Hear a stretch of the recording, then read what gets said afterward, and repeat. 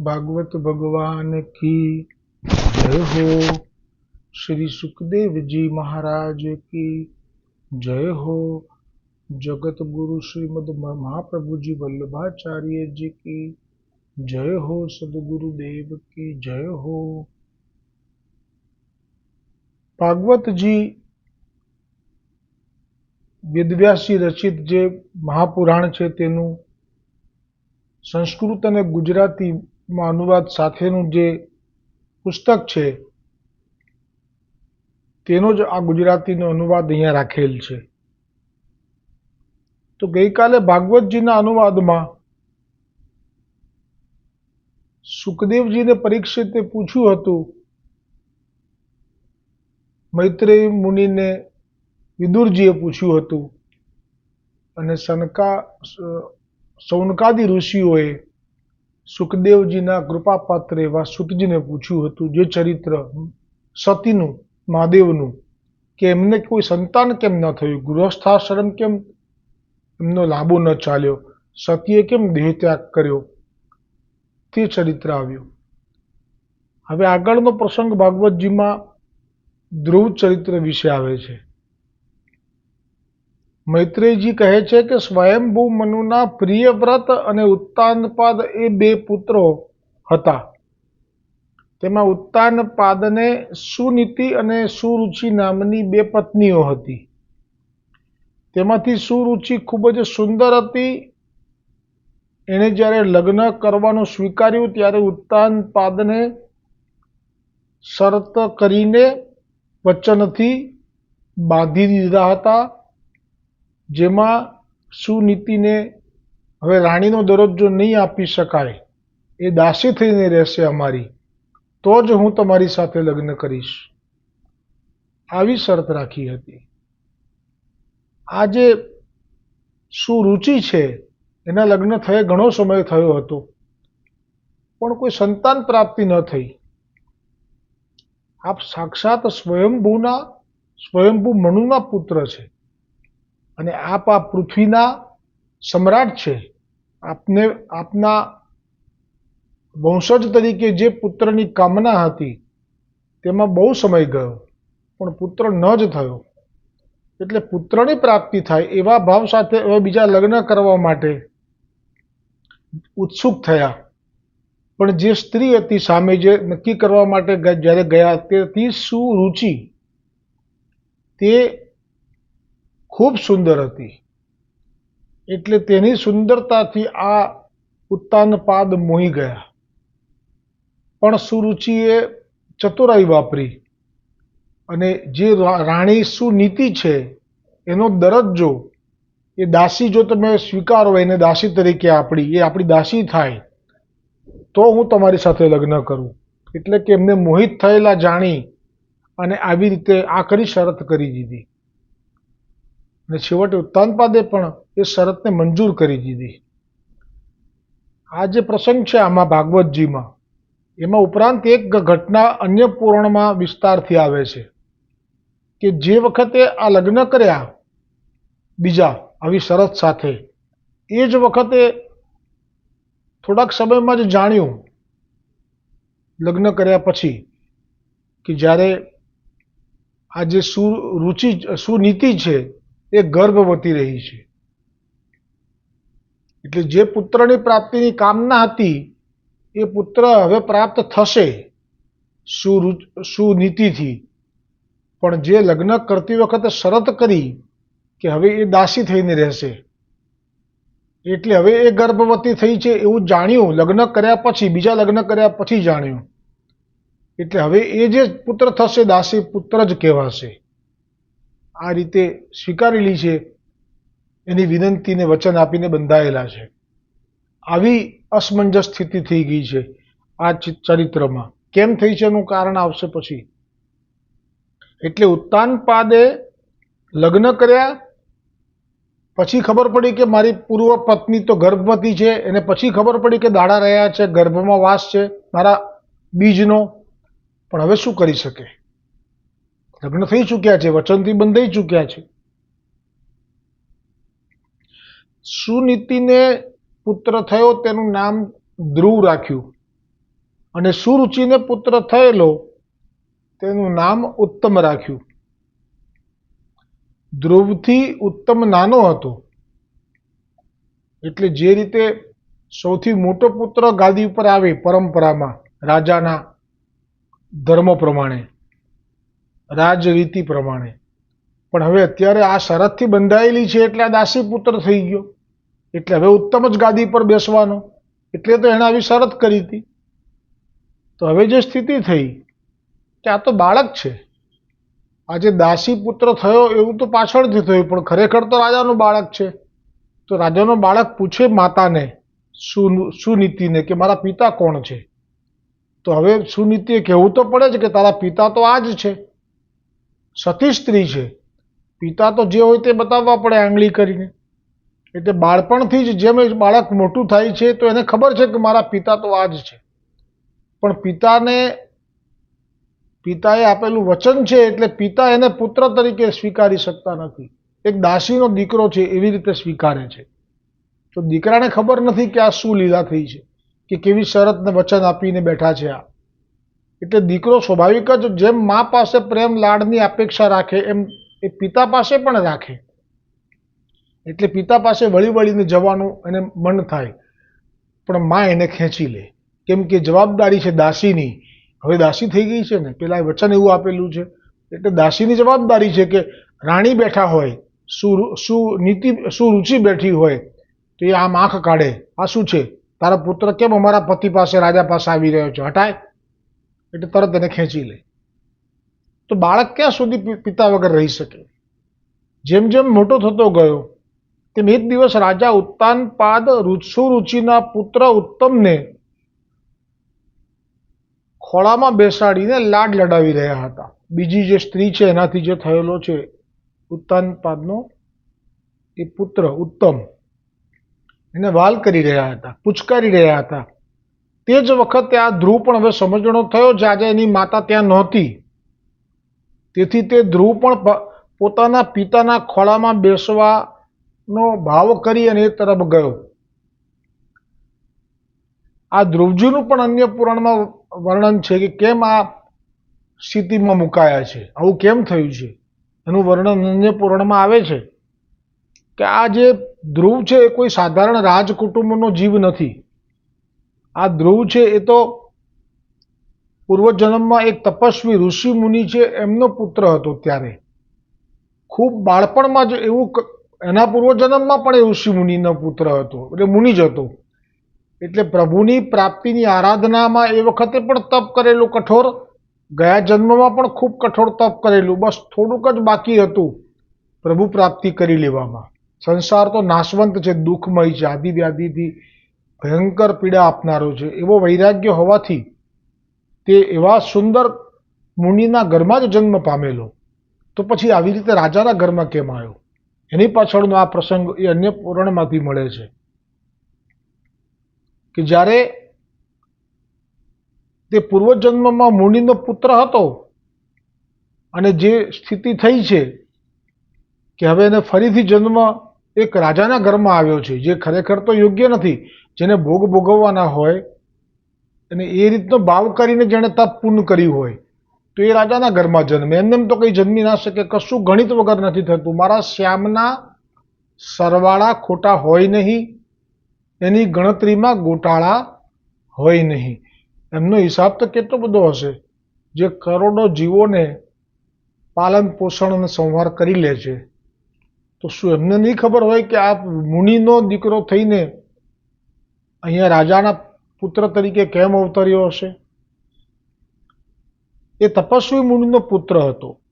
બાલ્ય અવસ્થામાં તપસ્યા ખૂબ કરી હતી, પરંતુ એક વખત એક રાજાએ આમંત્રણ આપ્યું આના પિતા મુનિને કે તમે અમારું આટલું વૈદિક કર્મ કરવાનું છે, એના માટે આપ પધારો, અથવા તો કંઈક કારણથી આમંત્રણ આપ્યું.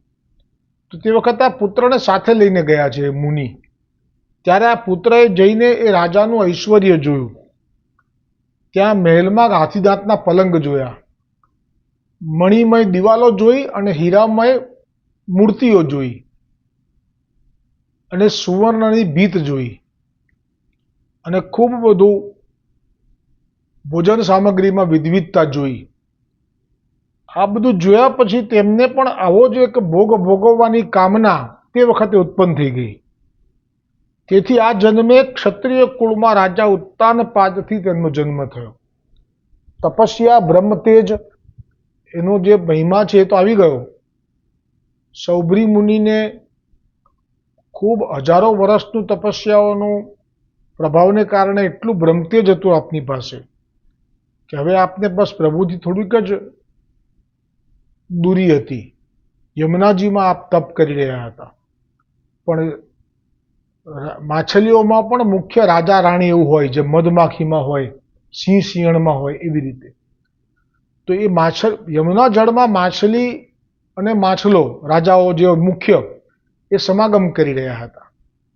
તો તે વખતે આ સૌભરી મુનિએ જોયું કે આ સુખ તો મેં હજી મને ભોગવવાની ઈચ્છા થઈ છે, હવે તો ભોગવીને પછી જ હું તો ભગવાનને મેળવીશ. તો સંકલ્પ કર્યો મનથી, એટલે તપ પછી ત્યાં ભંગ થઈ ગયું. પછી આપ બહાર આવ્યા. આપે એ વખતે મેં પ્રસંગ કહેલો છે, તે આવેલો છે પોસ્ટમાં, ત્યારે કે માંધાતા નામના જે હતા રાજા, એમની જે બહેનો હતી 50 બહેનો કે કન્યા હતી, બરાબર ભૂલાઈ ગયું છે, એમાંથી એક કન્યા મને આપો. એ વખતે એમનું શરીર અને બધું કરચલી વાળું, સફેદ વાળ વગેરે. મૂળ વાત પર આવું છું હવે. પછી તો એમણે જે બ્રહ્મ તેજનો મહિમા શું છે ત્યારે વર્ણન આવે ભાગવતજીમાં, ગજબ. પછી જે એમણે પોતાના યોગ બળથી પોતાનું સુંદર કાયા કરી અને જે મહેલ, જે વૈભવ જે પ્રગટ કર્યો છે ને, એ વૈભવ માટે એ માંધાતા પણ આશ્ચર્યચકિત થઈ ગયો. કેમ કે એ જે રાજા છે માંધાતા, એ 7 દ્વીપનો પતિ હતો. એટલે કે સમગ્ર ભૂમંડળ એક ચક્રવર્તી રાજા હતો. કેટલો વૈભવ હોય એની પાસે. પણ એણે જોયું કે આ જે સૌભરી મુનિએ જે પ્રગટ કર્યો છે વૈભવ, તો એ તો મારી પાસે પણ નથી. આ વાત છે. મુનિઓને પાસે જે બ્રહ્મતેજ છે એનો પ્રભાવ એટલો બધો હોય છે કે આ 7 દ્વીપનો માલિક હતો, છતાં પણ એને પોતાનો વૈભવ એમની સામે તુચ્છ લાગ્યો. એટલે આ જે ધ્રુવ છે સાધારણ નથી, અસાધારણ છે. એને જે મળ્યો છે ધ્રુવલોક, એ એને છાજે એવો છે. કેમ કે એણે પૂર્વે તપ કરીને બ્રહ્મતેજથી સંપન્ન છે. આ બહુ ઋષિ મુનિઓની જે ગાથા છે એ ખરેખર આપણે સમજી ના શકીએ. જે સ્વર્ગની વાત કરતા હોઈએ છીએ આપણે વારે વારે, આ સૂર્યવંશમાં જે એક રાજા એવો થઈ ગયો કે જેણે અધિકાર વગર સ્વર્ગની પ્રાપ્તિની ઈચ્છા કરી લીધી. ઇન્દ્રએ ધક્કો મારીને પાડ્યો. સૂર્યવંશનો રાજા હતો, છતાંય કે તારો અધિકાર અત્યારે નથી, તું કેમ આવ્યો? તો વિશ્વામિત્રએ મોકલ્યો તો એને. વિશ્વામિત્ર કહે છે કે તું કેવી રીતે પાડી શકે એને? તો અહીંથી વિશ્વામિત્રએ પણ કીધું કે ના, તું સ્વર્ગમાં જ પાછો જા. ઇન્દ્ર કે ના આવવા દઉં. તો જુઓ ઋષિમુનિઓનું સામર્થ્ય કેવું હોય છે. વિશ્વામિત્રએ, જો કે એ વખતે જેની સ્થિતિ થઈ ગઈ એ રાજાની, એટલે એનું નામ પડી ગયું ત્રિશંકુ. ના આ બાજુ છે ભૂતલ પર, ના સ્વર્ગમાં જઈ શકે છે, વચ્ચે લટકી ગયા છે. એટલે આ ઉપમા આપવા માટે ત્રિશંકુ જેવી સ્થિતિ થઈ, નથી કહેતા આપણે એ. પણ જુઓ, વિશ્વામિત્રએ આપના તપોબળથી આખું એક નવું સ્વર્ગ જ પ્રગટ કરી દીધું.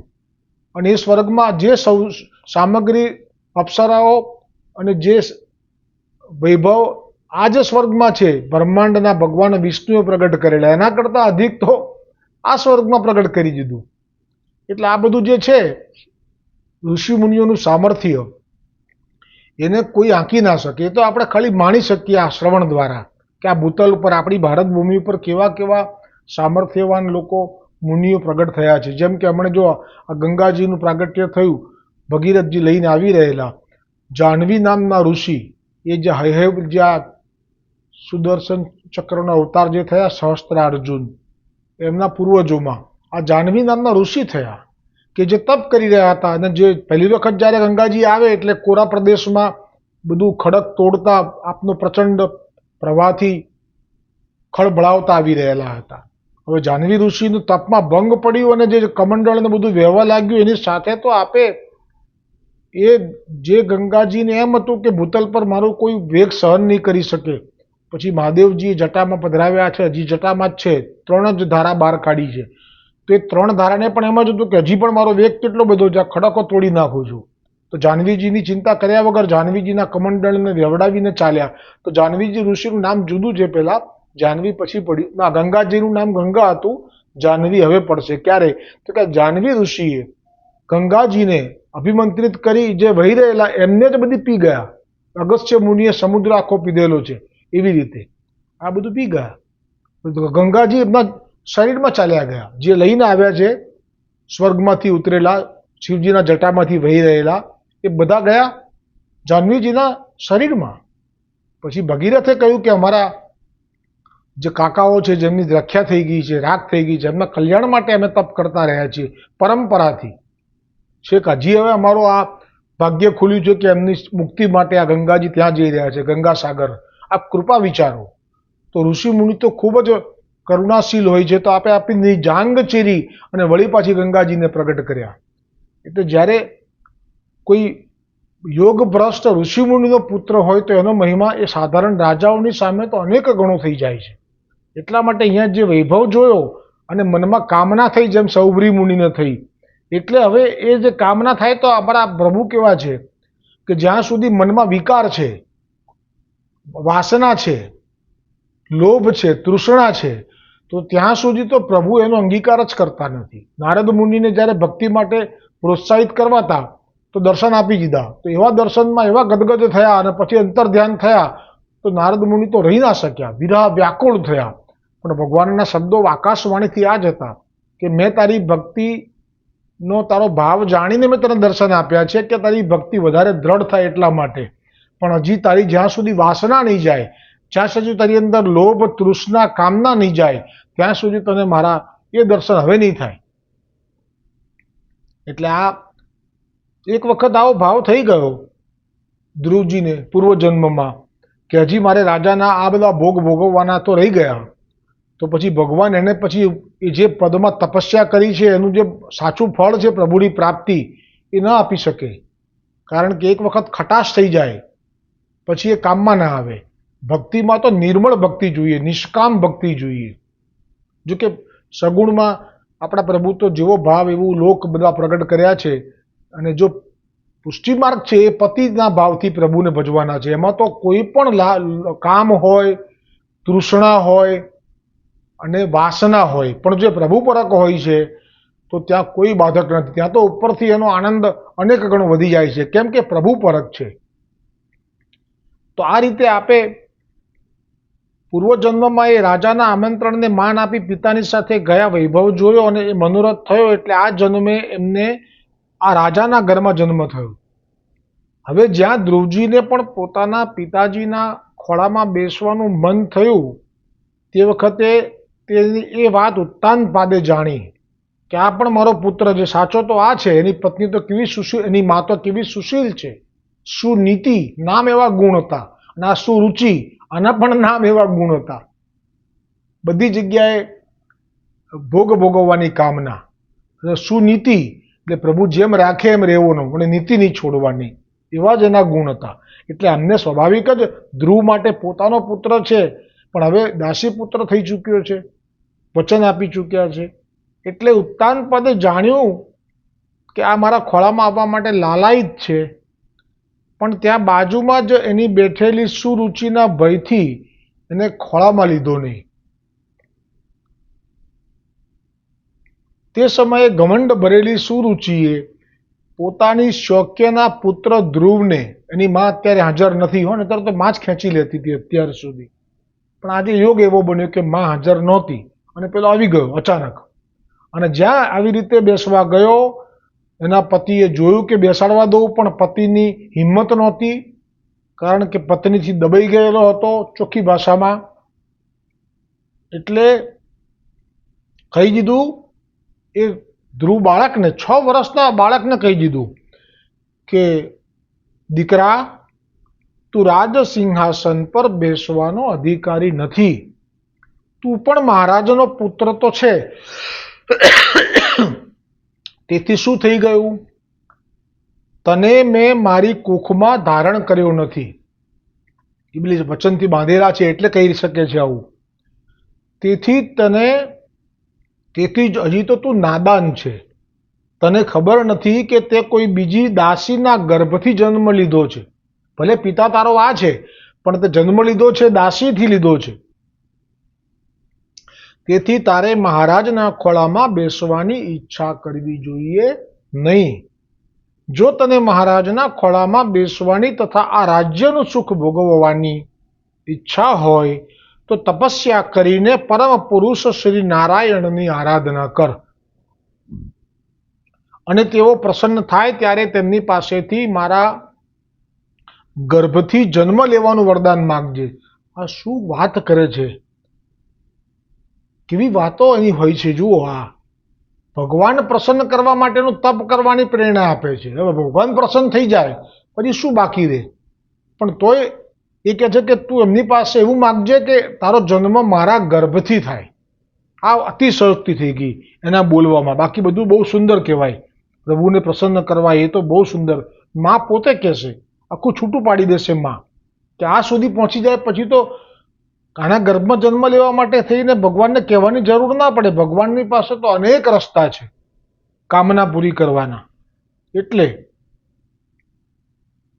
અને વરદાન માગજે. તો હવે મૈત્રેયજી કહે છે કે વિદુરજી પોતાની સાવકી માતાના આ કઠોર શબ્દોથી ઘાયલ થઈ ધ્રુવ ક્રોધનો માર્યો લાંબા લાંબા શ્વાસ લેવા લાગ્યો. કેમ કે ક્ષત્રિય કુલમાં જન્મ છે. ક્ષત્રિય કોઈના વ્યંગના બાણ પણ સહન ના કરી શકે. ક્ષત્રિય તો કેવા હોય કે જ્યારે એ લોકો કોઈ કાર્ય કરી રહ્યા હોય સાધારણ ઘરનું કે સાધારણ કંઈ પણ બીજું, પણ જો હાકલ થાય કે લૂંટારા આવ્યા છે તો એ લોકો તો ઘોડા ઉપર ચડીને જે દોડે, શસ્ત્ર હોય કે ના હોય, એમનો આવેશ એવો ભયંકર હોય, એ એમના લોહીમાં હોય. એ લોહીને કારણે અત્યારે ફૂંફાડા મારવા લાગ્યો. એવો ક્રોધ ઉત્પન્ન થયો. ઊંડા ઊંડા શ્વાસ લેવા લાગ્યો કે આણે મને એવું કહી દીધું કે હું દાસીનો પુત્ર છું. કેમ કે મૂળમાં તો પિતાનું લોહી છે. ઉત્તાનપાદનું પુત્ર છે. ઉત્તાનપાદ ક્ષત્રિય છે, સ્વયંભૂનો પુત્ર મનુનો, બ્રહ્માજીનો પૌત્ર. જુઓ, બ્રહ્માજીના પૌત્રથી જ ઝઘડા ચાલુ થઈ ગયા છે, તો આપણે ના થાય? આ રીતે એક શબ્દ બોલ્યા નથી ત્યારે પિતાને છોડીને ધ્રુવ રડતો રડતો પોતાની માતા પાસે આવ્યો. તેના બંને હોઠ ફફડી રહ્યા હતા અને ડુસકા ભરીને રડી રહ્યો હતો. સુનીતિએ દીકરાને ઉચકીને ખોળામાં લીધો અને જ્યારે મહેલમાં જે ઘટના થઈ હતી તે જાણી ત્યારે તેને પણ બહુ દુઃખ થયું. તેની ધીરજ તૂટી ગઈ. તે દાવાનળથી બળેલી વેલીની જેમ શોકથી સંતપ્ત થઈને કરમાઈ ગઈ. કારણ કે વાસ્તવમાં આ પુત્ર એમનો છે અને પોતે રાણી હતી એક જમાનામાં. એની પાસે કેટલી દાસીઓ કરતી હતી કામ એમનું. આજે એ દાસી થઈને રહી ગઈ. એટલે આજે એનો જે અંદરનો ડૂમો હતો પહેલી વખત બહાર આવ્યો. એટલા માટે કહ્યું કે એ વિલાપ કરવા લાગી. શોકીએ કહેલી વાતો યાદ આવવાથી તેના કમળ જેવા નેત્રોમાં આંસુ ભરાઈ આવ્યા. તે બિચારીને પોતાના દુઃખના દરિયાનો ક્યાંય અંત દેખાતો ન હતો. તેણે ઊંડો શ્વાસ લઈને ધ્રુવને કહ્યું, આ જે એવું સ્લોગન છે કે જે ભાગવતજીનું મેં જ્યારે પ્રથમ વખત સાંભળ્યું, કારણ કે મેં આ જ કામ કર્યું. જે મારા ઉપર ઠાકોરજીની મર્યાદા માર્ગમાં હતો પહેલાં, મારા ઉપર ઠાકોરજીની એવી કૃપા હતી કે અમદાવાદમાં ક્યાંય પણ કથા થતી હોય ભાગવતજીની, હું પહોંચી જતો હતો. હું શ્રવણ કરીને જ આવતો હતો અને મને બધું અનુકૂળ કરી આપ્યું હતું. અમારે જે કામકાજ હતું એમાં મારા ભાઈઓએ પણ અમે અનુકૂળ થઈ ગયા હતા કે તમારે જે સત્સંગ કરો, જે અમારા માટે તો અમારો ભાઈ ભક્તિ જ કરે છે ને. આવો સુંદર સાનુકૂળતા પ્રભુએ કરી હતી. અને એ વખતે જ્યારે જ્યારે પણ કોઈ જગ્યાએ જઉં સાંભળવા, તો આ જ્યારે પ્રસંગ આવે ત્યારે એ જે એનો મહિમા પ્રગટ કરે કથા વક્તા કરનારા, કે આમાં કહ્યું છે જે માતાએ, એ આપણે પહેલાં વાંચી લઈએ કે બેટા, તું તારી સાવકી માતા માટે કોઈ પ્રકારના અમંગળની કામના ના કરીશ.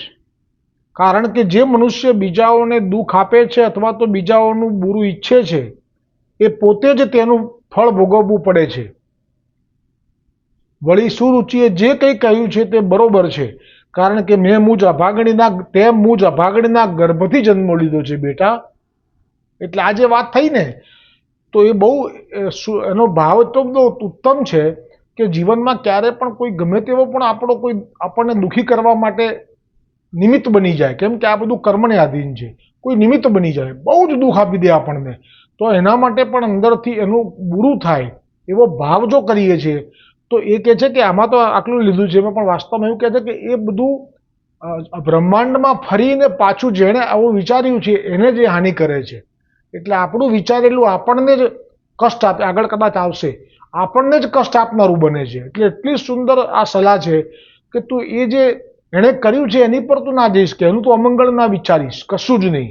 પણ એણે જે કીધું છે એ વાત એવી છે કે જે 100 ટચ સોના કરતાં પણ કિંમતી છે, એમ કહીને કહ્યું કે સુરુચિએ તારી સાવકી માં હોવા છતાં પણ વાત તો સાવ સાચી કહી છે. તેથી જો તું રાજકુમાર ઉત્તમની જેમ રાજ સિંહાસન પર બેસવા ઈચ્છતો હોય તો દ્વેષ ભાવ છોડીને ભગવાન નારાયણની આરાધનામાં લાગી જા. કારણ કે તારા પરદાદા શ્રી બ્રહ્માજી, જોયું આપણે કીધું બ્રહ્માજીના પૌત્રથી જ ઘરમાં ઝઘડા ચાલુ થઈ ગયા છે. બ્રહ્માજીના દીકરા સ્વયંભૂ મનુ, એમના દીકરા આ ઉત્તાનપાદ, એમના જ ઘરમાં ઝઘડા આ પૌત્ર કહેવાય ધ્રુવજી.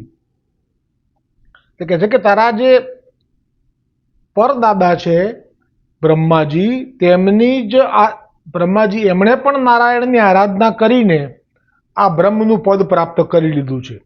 તારા દાદા સ્વયંભૂ મનુએ પણ તેમની જ આરાધના કરીને લૌકિક ભોગ તથા અલૌકિક મોક્ષની પણ પ્રાપ્તિ કરી લીધી છે. આ માર્ગની આ મીઠાશ છે કે ભક્તિ કરીએ એટલે સીધે સીધા કપડાં ઉતારી માથું મુંડાઈ અને બાવા થઈ જવાનું નથી.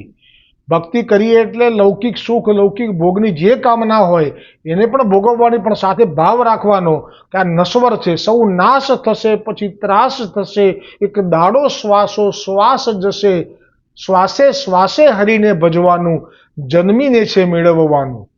આ ભાવ સાથે જો કોઈ જીવન જીવે છે તો એને તો બે મળે છે, દૂધમાં પણ પગ અને દહીંમાં પણ પગ. એટલે તો કહ્યું કે તારા દાદાએ તો આરાધના કરીને લૌકિક ભોગનો પણ લાભ લીધો અને અલૌકિક મોક્ષની પણ પ્રાપ્તિ કરી લીધી. બેટા તું પણ તે ભક્તવત્સલ શ્રી નારાયણનો જ આશ્રય લે. હવે આ જે આગળ હજી કહે છે આજ્ઞા, એ પ્રસંગ અધૂરો રાખીશું, સમય થઈ ગયો છે, આવતીકાલે આવશે. બોલો ભાગવત ભગવાન કી જય હો, શ્રી સુખદેવજી મહારાજ કી જય હો, જગતગુરુ મહાપ્રભુજી વલ્લભાચાર્યજી કી જય હો, સદગુરુદેવ કી જય હો, અમારા બ્રહ્મ સંબંધ દાતાર ગુરુ કડીગર બ્રજેશ કુમારજી મહારાજ શ્રી કી જય હો.